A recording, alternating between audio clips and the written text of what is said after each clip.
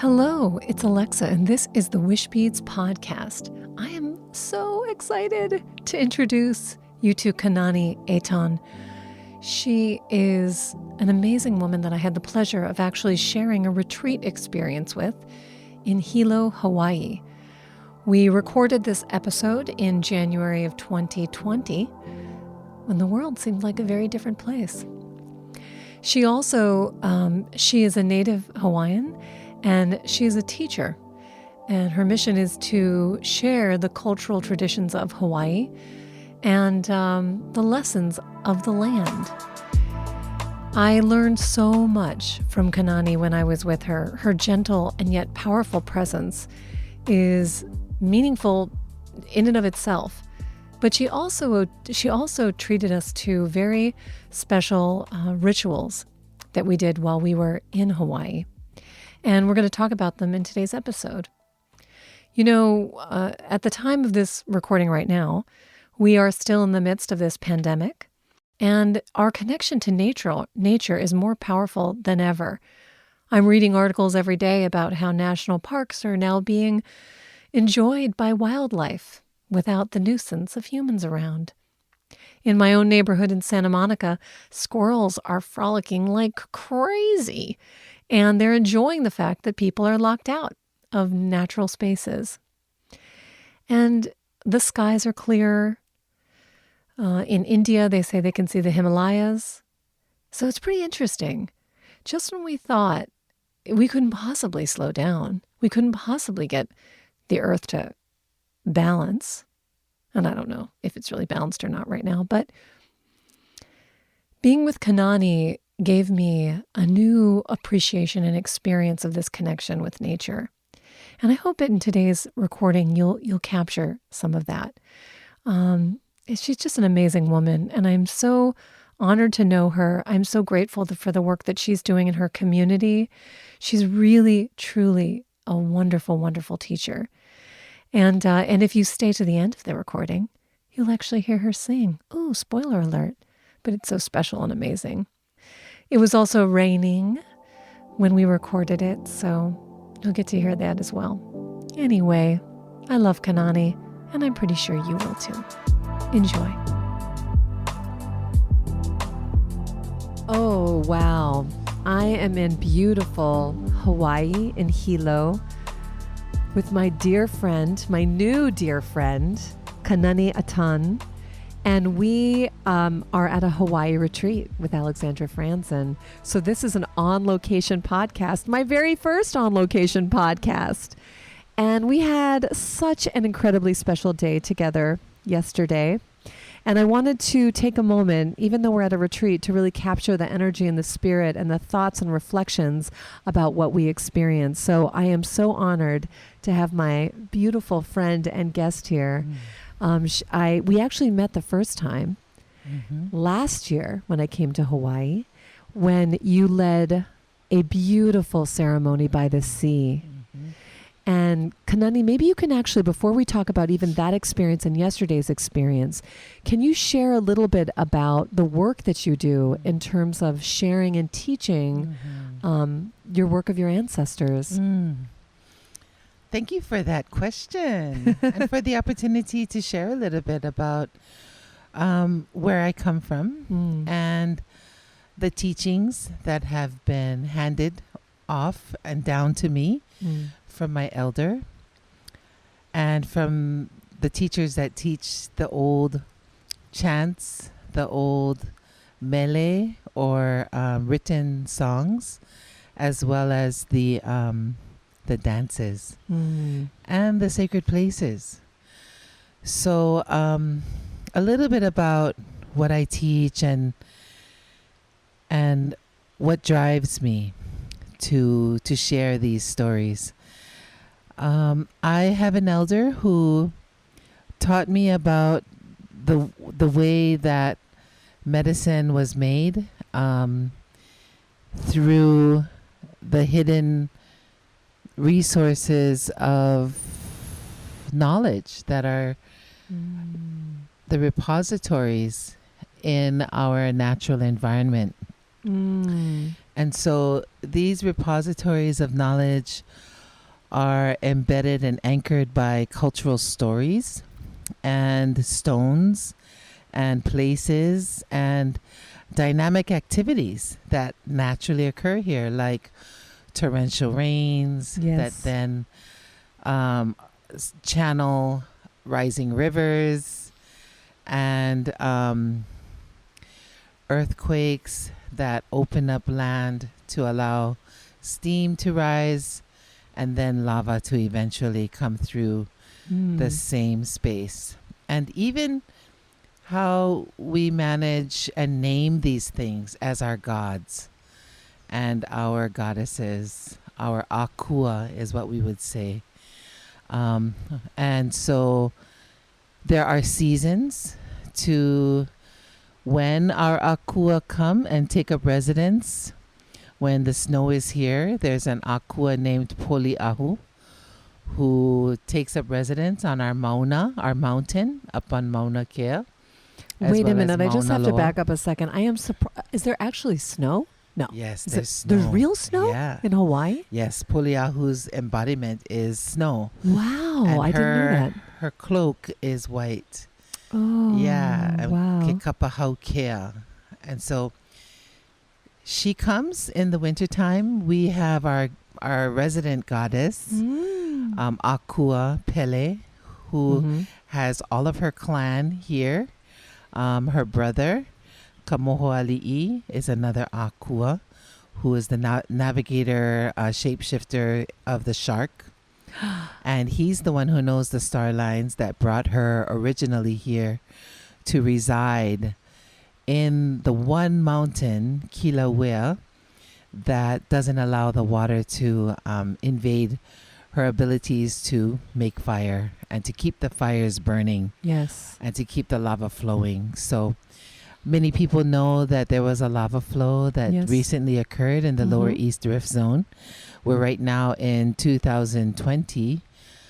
2020. But in 2018, in May, the land started shaking, and the scientists started telling us that there was so much activity happening underground that it appeared that a shaft of new lava was actually activating an old rift zone that they were getting very nervous about. And boom, it opened up like a zipper. Right. And people who were in their yards mowing their lawns had to stop their lawnmowers and get out of the way because large crevices were opening up in their yards, in their garages, in their living rooms. I mean, I was on the phone with our roads crew director for the county, because I worked for the county government at the time. And he had called in and said, the roads are cracking. We're putting up signs now. We're stopping cars. And then he just dropped the phone and started yelling, get out of there, telling people, do not go to that space. I mean, I literally almost dropped the phone, and I was in the office like, okay, this is really happening. Wow. And it was just a matter of hours after the steam that the lava actually came spattering out of the ground. And what was interesting was it was clay-like, because it was old lava that was still viscous, but not to the point where it could flow. It was more like clay. Wow. So it was old lava that was still in the rift zone. Sure. But that the new lava that was coming from higher up on the mountain still had to push the old to get it out of the way. Clay-like lava out of the way. And then it started to flow weeks later. Wow. And all of that has names. All of that is in our chants. All of these embodiments of Pele are named. And the scientists now are harvesting these old, they're working closely with our elders, with our experts who hold on to these stories, chants, dances. And they're trying to understand the past volcanic events through the story and the recordings and the handed down chants that we still dance today. Amazing, because it's an oral tradition, correct? It is. It's an oral tradition. So there are ways that I've been taught to look at the environment, and there's a process that helps you delve into and open the doors or the portals or the open the books of the land, so to speak, the textbook of the land. Yes. Because it's not a written book that's in the library, but the library is all around. Right. It's not a website that you can click on and download. You're in the website. You're in the website. You're in the website. You feel it in your presence, Kanani. You're so connected and so grounded, and you feel this reverence for the environment, obviously, because of where you grew up and who you are and your passion for teaching, and how deeply you are not only learning it but teaching it to other people. And the first time we met, you were doing a ritual, awakening of the day at dawn, and at the water's edge, at the ocean. And a moment that I will never forget, as you were sharing something with us, and it was as if you were saying it to the ocean. And in that moment, the ocean spoke back with this dance of pebbles. And it was if it was just, she was talking to us, and it was like, oh, it was incredible. Yeah, we were at a beautiful surf spot that everybody on the east side of Hawaii Island wants to go, either to watch the ones who know how to surf or dream about learning how to surf. Ah, we were the dreamers. We were the dreamers. And there were some right there at the beach who had the courage to say, maybe today I'll try one. Maybe today I'll try. Maybe it's not too big today and I'll try. So I kind of was watching that dynamic going on, because I remember when I was a kid and I felt those inquiries within, like, gosh, is today the day that I'm going to learn how to duck dive my surfboard? Is today the day that I'm going to have the courage to really take off on that wave and not be afraid of the reef below the wave? Because reef can really cut your skin and bang your head and stuff like that. So that was the dynamic that we had stepped into at that surf spot, and knowing that it's a learning ground. It's a learning ground for so many things. And the more that you listen to the stories of the people, you start to really feel a connection to how the place can actually teach you. Yeah. Teach you how to connect. The place can teach you the kapu, or the laws, or the practical knowledge that you need to know, and the way to conduct yourself when you're there. And when you hear the clicking of the stones, you know that the waves are they're action enough to pull the weight of the stones along. So you've got to know that when you hear the clicking sound of the stones as the waves are sucking back, if you're going to try and go into the water, get ready for stones to roll around your feet. Get ready to know that you've got to hold on to everything that's in your hands, your surfboard, your leash that is attached to your ankle, and all the things that you need to successfully get out there to the waves themselves. There's a whole process of awareness that the waves, the rocks, the wind, and even to observe what the other people are doing around. There's an uncle that organizes the youth, and he prepares the space for mothers who come and bring their sons and daughters to come learn. But he's like, let's put some picnic tables here, and let's landscape this area and keep it clean. And all the kids who don't have parents or who are there by themselves, he takes them under his wing, and he says, let's take care of our beach. Aww. Nice. And so then we get to step into that space, have our morning ceremony. And so for me, where I come from, it is to acknowledge all that people do to make it safe for us to come. to make it okay for us to come be a part of, learn, and maybe even answer some of our questions that arise within, like, can I really try and go out into this water? Because sometimes you have to do scary things. Exactly. What's the best way for me to safely engage? Right. And it all comes through our way of what we call Hilo. And that's Kilo, Hilo. Hilo. And Hilo means to observe, to pay attention. And if you stay long enough, you can actually see that nature is a really good teacher.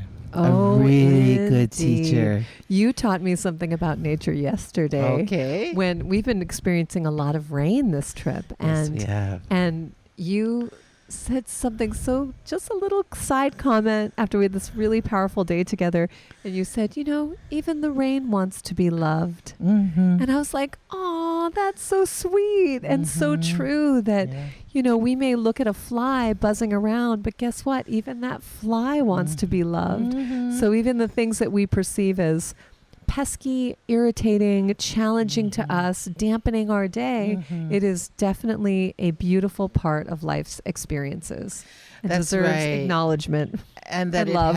it has a divine role and presence. Absolutely. That is heightening the experience that we didn't expect we were going to have. Yes. So like yesterday, when we went and made our offering, we learned how to take the leaves and pull them together into a bundle in a way that held the things that we wanted to put into the bundle to offer in thanks to the greatest teacher, who is Mother Earth, and just acknowledge that we are the babies still walking on our mother and still sitting in her lap and still suckling at her breast and still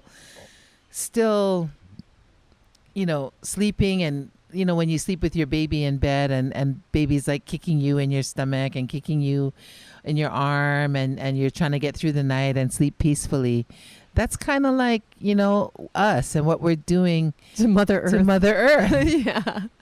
And exactly. And all more. The wah, wah, wah. And I'm hungry and I've got to go take a bath and go, comfort me. Yeah. I need a hot bath with good smelling baby soap and whatever other things we need. Right. And so we're so accustomed to almost trying to train Mother to give us what we want. When Mother gives you the medicine that you need to take or the things that you were not anticipating, but this is a new lesson, a new way, a new understanding.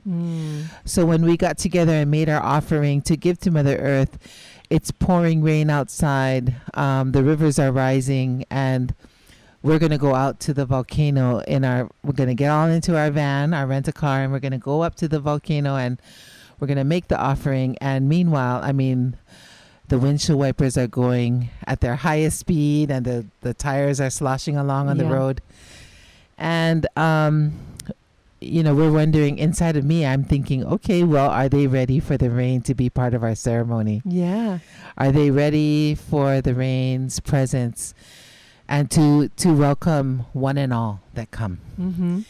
And so even when there are people who are not part of our ceremony or part of our plan or where we're going, I will still invite them. Yeah. Because they're there for a reason. And if they don't want to be part of it, that's fine too.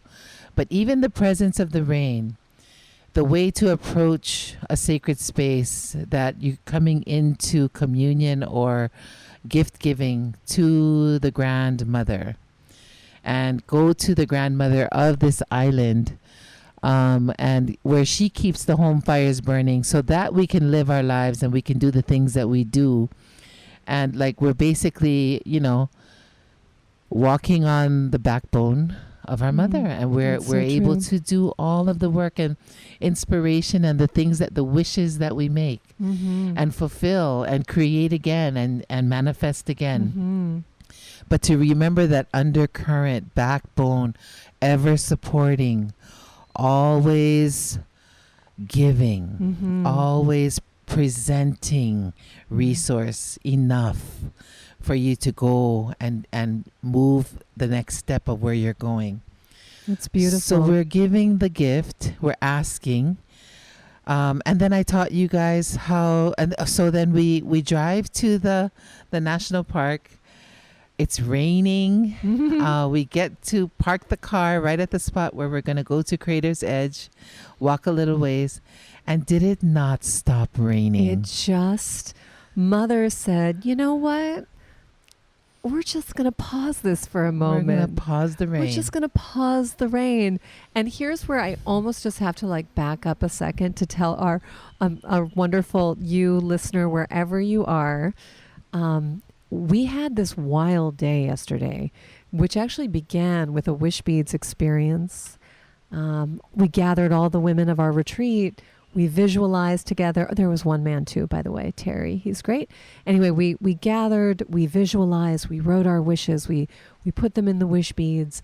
We had a little lunch, and then Kanani ate this beautiful experience of making an offering, as you've just heard a little bit of, that we were going to then bring to the Crater's Edge in this national park to then physically put this offering, offer it to her, that contained our intentions.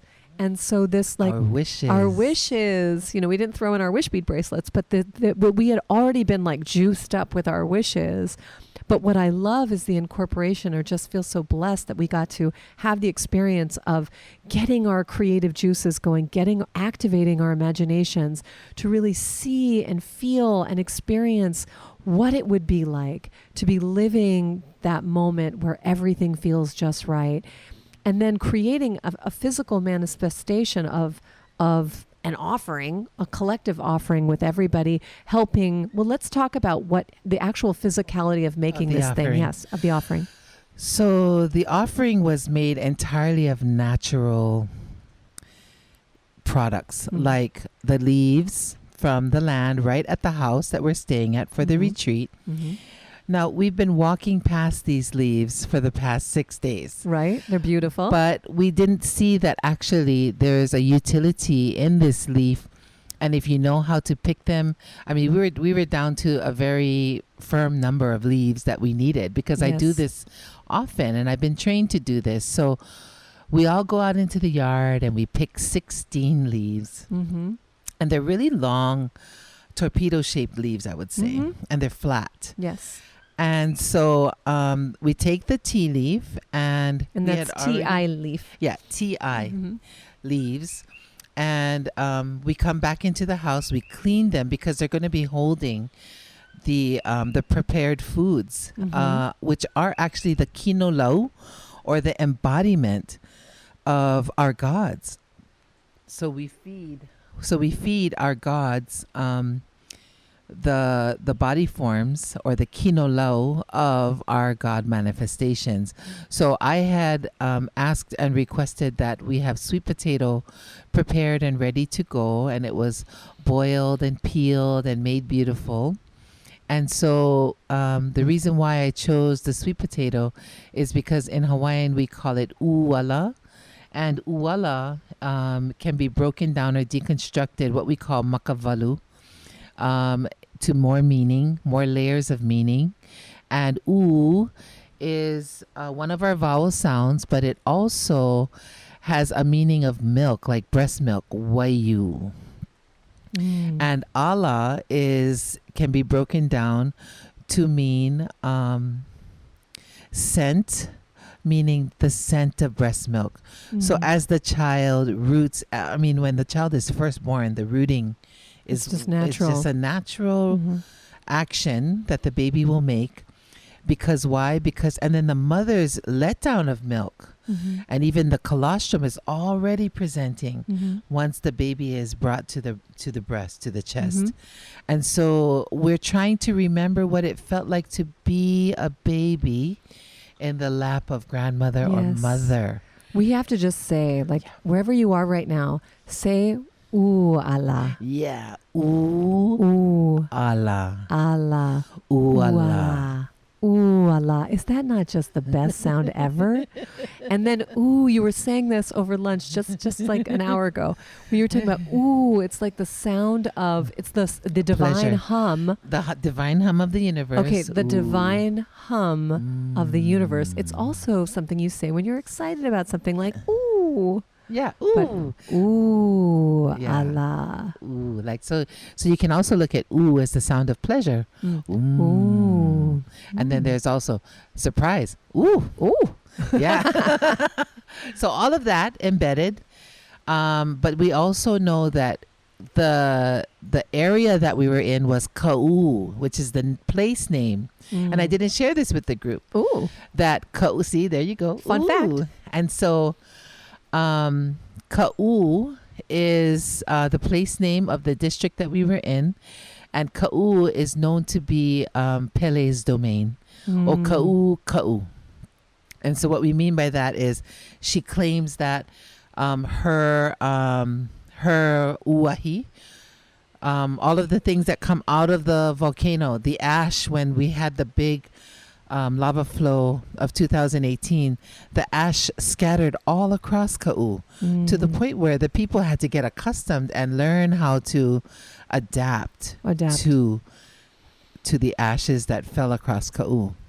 And so, and then Allah, so to break down again, Allah, the Allah part is not only meaning scent, and the rooting of the child toward the scent of the breast milk, but also Allah means to awaken.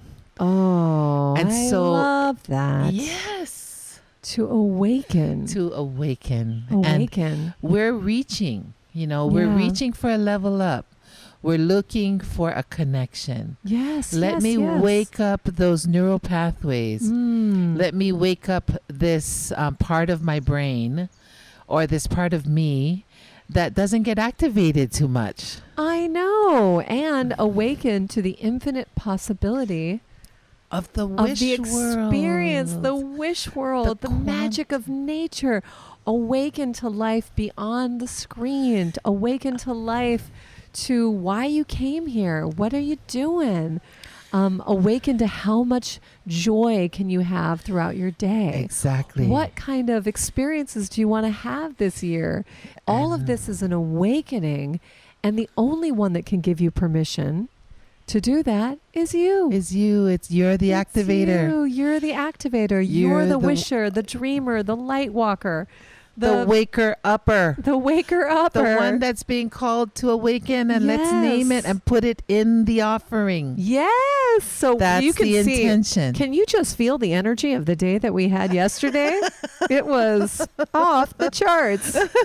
It was so beautiful. So we made the offering with the sweet potato, yes. and then we wrapped up in the leaves in Yes. such a way that's a traditional form Very. of actual food transport here in Hawaii. And we were able to secure the bundle with what we call kaula. And some of the people in the group braided the kaula together. Which So- it's like a straw. It looks like It was raffia, which is a raffia. raffia, Mhm. which is what we use for binding Mhm. things, and a lot of crafters use raffia. Mhm. But traditionally we would use hoe, but the raffia was more readily available. Mhm. And so some of us were picking leaves, some of us were cleaning leaves, some of us were braiding the kaula, Mhm. some of us were preparing the food. Mhm. So everybody was busy. Mhm. And did it not feel like we were all preparing as a family Yeah. some kind of big event or something? Yes. And everybody had a role and a contribution. Yes. It We was call beautiful. that low lima. Low lima. Low lima. So say low Low lima. lima. You say Low it too lima. wherever you are. Low lima. Another beautiful word. And low is the Hawaiian word for leaf. So low. low is leaf, lima is hand. So many hands, like leaves of hands. Wow, leaves of Or hands. multiple hands. Low also means many, like lots of. So lots of hands come together, prepare the offering. And we had just come out of the wish world. We had just finished our session with you. Mhm. And we got really specific about our intentions for 2020. Mm-hmm. And so all of that is imbuing the work of the bundling of the gift. Yes. And then when we take the kaula, or the braided cordage, and we're wrapping and securing the bundle, then we took fern, and the fern's name is kupu kupu, and we just simply braided it and made a lei to a garland to enhance and beautify the once gift. it was secured. So almost picture like these leaves were fanned out on the table. Then we placed the sweet potato on top of the leaves. Then we turned the leaf over the sweet potato, gathering them up at the center, and then wrapping the raffia around it, and then decorating it with fern. And it was beautiful. It was this beautiful pouch of love. Yes, it was. Yes, it was. And it's aloha. Aloha. And it's aloha in its highest form, which was the truth of our intentions, our wishes, our desire. And it's all embedded in mahalo, or gratitude. Gratitude, mahalo. Because we were saying thank you to Mother for this solid ground to stand on, to execute our life purpose. Yes. Right? Yes. And so then we pull it all together. We get into the vans. It's pouring rain, much like it's pouring rain right now. I don't know if you can hear it because we have really high-tech microphones. We're gonna just take a moment to hear the rain.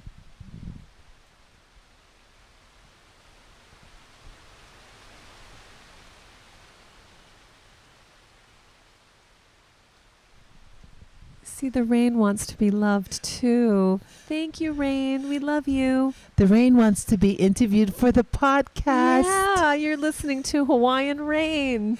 And so the name of this rain in Hilo, because she does have a name, and her name is Ua Kani Lehua. Ua Kani Lehua. Ua Kani Lehua. Nani, very good Oh, job. I'm going to come back for lessons with you. I just want to.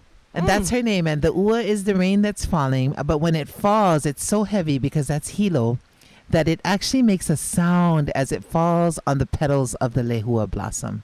Oh. So kani lehua is the sound of the pitter-patter on the lehua blossom. So this pitter-patter you hear is the kani, or the sound of it falling on the blossom's petals. So we get into the van. So meanwhile, back in the van. We get back up, and we drive all the way up to the Volcanoes National Park, and it is pouring. But I'm just in the back of my head like, you know what? We'll just go with what happens. Yep. Find the perfect spot, and the rain lets up. It's opening. It is. It's amazing. It's amazing. We walk to Crater's Edge. Mm-hmm. We leave behind all that we don't need to bring along with us, whatever chatter in our minds, whatever baggage we're worried about. We just leave it right there at the opening of the pathway, because we can pick it up when we come back if we choose to. Sure. All that namu or all those things that kind of grumble in the back of our heads, we leave that all there, and then we step into this house of learning. And it's grandmother's home. She keeps the home fires burning. And she's the one who's really in charge of the flow of this life here. If she's ready to come down through your neighborhood, the old style way is we really clean our houses very well. We open our doors and we say, welcome home.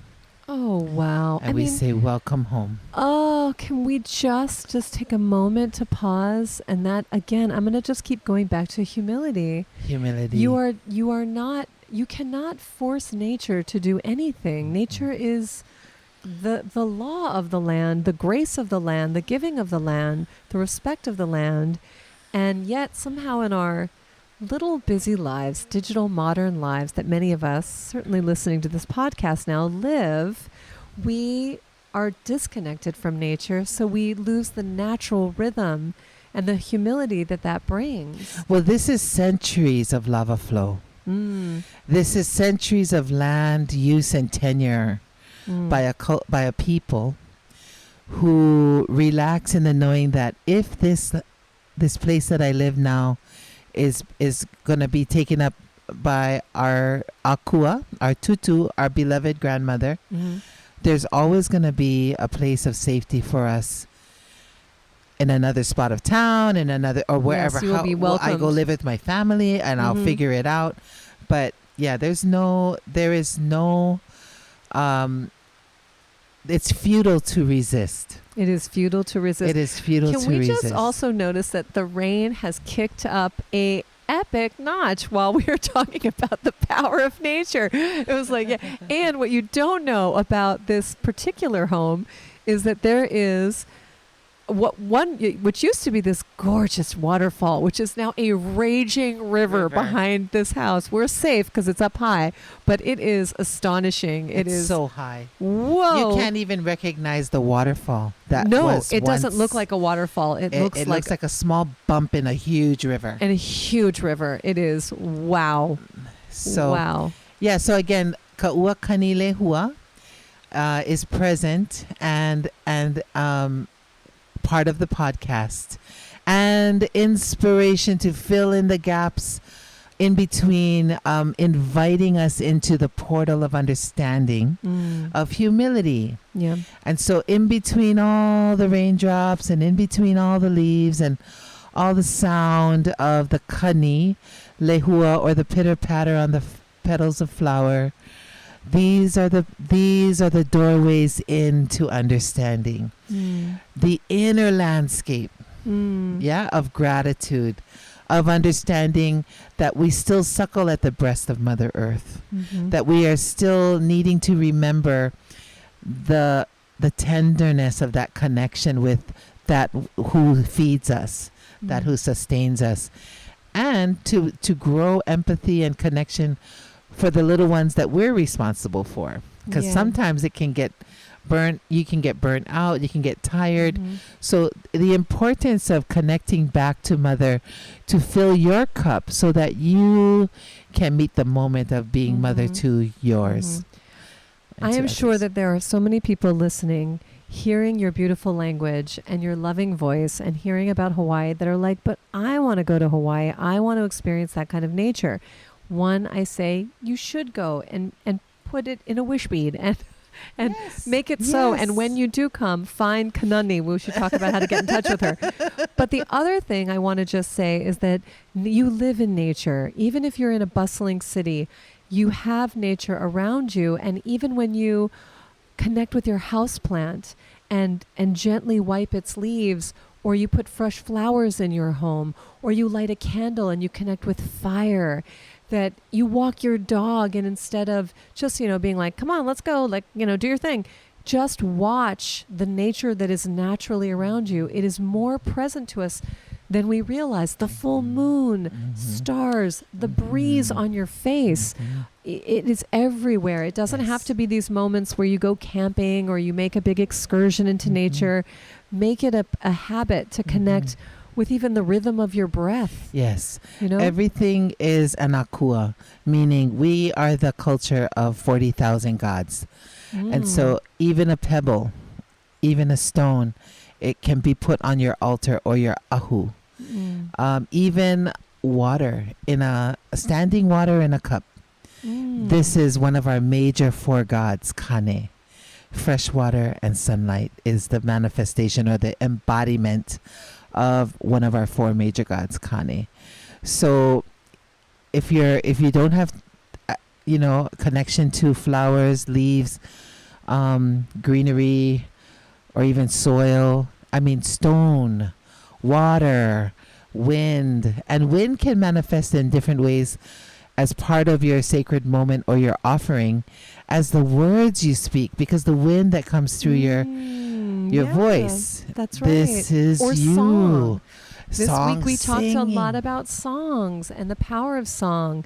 And so singing in your shower, singing in your car, singing to your dog, whatever. Just the idea of allowing vibration to go through you, to have your wind. It's so refreshing. Yes. And to invite the tears that flow as the water manifestation of the God energy of water. Mm-hmm. If you cry, let it happen. Let it happen. Kind of stuff. Yeah. If the rain wants to be part of our podcast, be grateful that it's presenting and it's leaning into the membrane, crowning at the moment to be birthed into the podcast. To be birthed into the welcome to the my podcast, gosh, Rain. Please, we need you here. Welcome, aloha, and so, mahalo. Yeah, this is the resident God at the time. Yes, it This is the season, and so we look at and we marvel at the power of the river.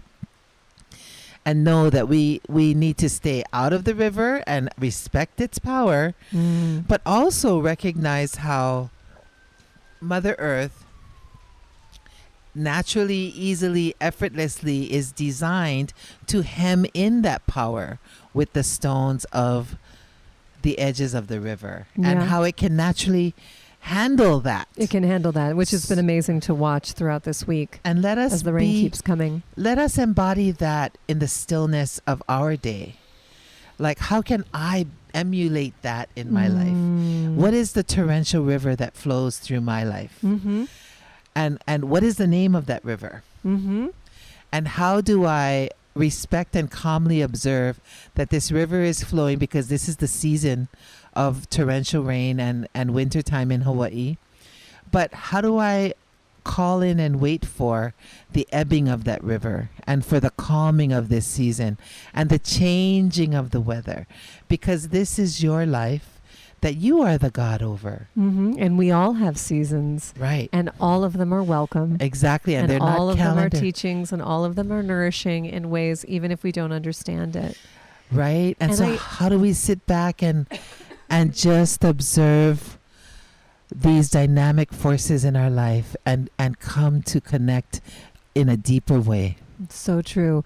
Kanani, I cannot thank you enough for taking time out of your retreat with us to share your wisdom on a different stage to people around the world, whoever's listening, whenever they're listening, because it's been such an honor to know you, to become your friend, to learn from you, to share your air and your beautiful, beautiful Hawaii.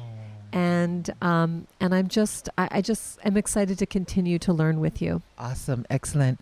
I look forward to the next podcast. Yay. Let's make this a series. Yay. Right? Because we didn't even talk about what happened with the offering. I know. Which is fine, but we've run out of time, and I'm okay with it. Well, I can't leave it. Let's talk about literally when we did this moment. So as we, share, we walk in, we do this beautiful permission chant. Asking permission come to grandmother's house. Come to grandmother's house, which was unbelievable. And we walk to the crater's edge.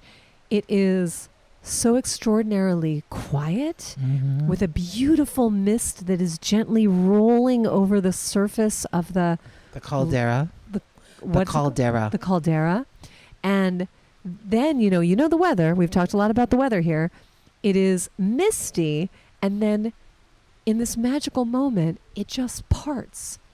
It just parts. And we can see as clearly as it's amazing that we see yet the deeper edge in the distance, which was hidden by mist.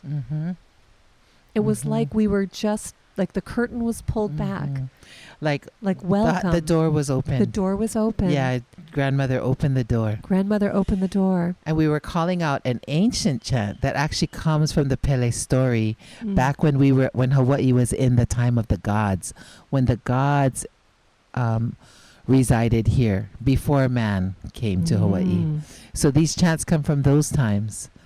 And so, with asking permission, and then receiving the sign that the door's open, and everybody is just like, what is happening? The mist parts so beautifully, so delicately, that you can hear the drips of rain coming off of the leaves surrounding us, and feeling the moist soil under our feet, and seeing this beautiful, gentle mist, like almost you can picture a grandmother's hand stroking your hair.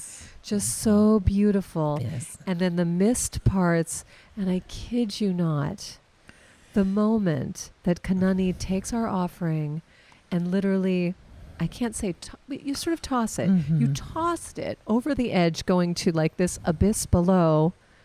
What then happens? The gentle rain starts coming again. Mm-hmm. It was like... The rain received it. The rain received the it. Carrier, the carrier. It was amazing. It was so beautiful. Part of the offering piece is we also called in our ancestors. And we called in our ancestors by name in a traditional chant that frames the way that we call the ancestors in, so that everybody who is the cloak of lineage from each of us who come to the crater, we're introducing almost ourselves to the grandmother of this place and saying, this is who we are. We're so grateful to be here. Thank you so much for filling my cup and for inspiring me to level up through your protocol and the ways that you do what you do here in Hawaii. And so we offer this in thanks, and please receive this nourishment that is the embodiment of the gods here, and live in your name too. We will support and sustain your story. But at the same time, Mother, please support and sustain our wishes. Support and sustain our intention that's embedded deep in the work of our life purpose. And be there for me. Help me. And I'm so thankful for your presence and for the opportunity to be born into this realm, this classroom, this way for me to be here. I don't know. I'm so inspired to ask you, someone listening and wanting to do a small personal ritual for themselves. I mean, Wishbeads in and of itself is a ritual. It is. But the idea of asking and connecting with nature in some capacity within a busy modern life. Do you have like a recommendation for someone? You've written your wish, you have your goals, your intentions, but this offering to nature, I think just like an idea to take a little bit of what we experienced and, create it in some capacity in a modern setting. Where is the resting place that we put our wish beads at night? Where is the resting place? If we keep it on, that's fine too.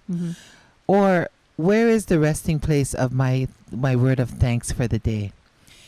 My elder taught me that there's a cup of water there. There's a candle lit.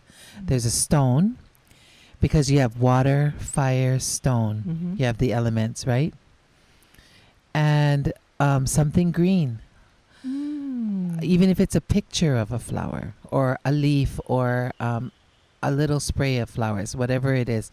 So water, fire, stone, plant. And then your word of thanks is the wind element.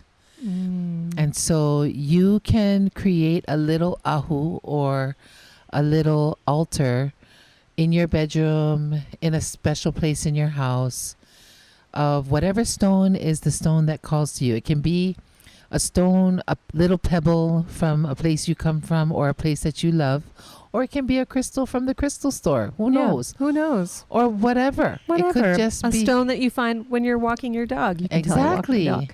Exactly. Or anything hard that gives you the essence of what stone is.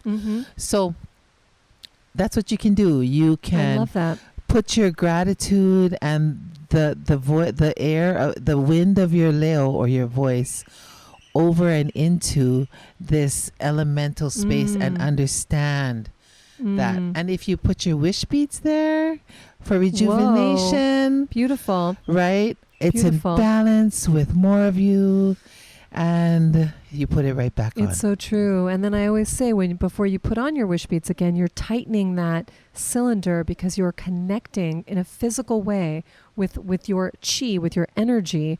This is important to me. This matters. This is what I'm asking for support on. I'm grateful for the support on before you put it on your body. And it also keeps your jewelry snug so it doesn't fall off. Practical. I am always a little bit, in the mystical realm, and then 1 foot firmly on the ground. That's right. The quantum field of possibilities is rooted right here. That's right. Yeah, That's right right. here. That's right. As you could tell, we could probably jam on this podcast for about 4 hours. But let this be part 1, because I just can't stand not talking to you because I love you so much. So we'll make sure to stay in touch. If somebody is visiting Hilo, Hawaii, and wants to get in touch with you, I am happy to include in the notes to this podcast the best way to reach out. Do you work with people that come in from out of town? Do you? We plan on doing retreats in the future. Oh, wonderful! And that's so, amazing. Yeah, I have partners that we're starting to draft up business plans. Nice. And so, yes, we'll put my contact information with you in the notes of the podcast. Wonderful. I'm just really grateful for the opportunity to reach out to have one-on-one connections with you and with your listeners and all the wishers. Yeah. And that I just send my support and affirmations to the good work that you've manifest and more. Amazing. More reach. Well, what's really fun is that now I've just decided in this second, if you don't mind me asking you, but every month we do virtual wish circles, which means that we are going to do the Wishbeads experience live online on Zoom, which is a video platform. Okay. And then every month I have a special guest. Would you be my special guest? Oh, awesome. Yes. Maybe we can do it on Sure. Earth Day, which is April 22nd. That sounds perfect. And you'll be my special guest for Earth Day. And if anybody listening to this podcast thinks that Kanani, like I do, is amazeballs, then yes, you should come. And then you'll see her and we can wish together and be really, do something back for our beautiful Mother Earth. Yes. And send wishes and really feel supported and love and give back. Excellent. Let's do it. We're recording this right now, January 2020. So we are going to definitely be posting this so that you all know about our virtual wish circle, which you can find on the events page at wishbeads.com. Mahalo. Mahalo. I'll sing a little mahalo chant. Yes. I wasn't going to ask. Okay. So ready? Yep. Uhola ia kamakaloala pu ai ike alohala kuka ia kahaloala pave i mai na lehua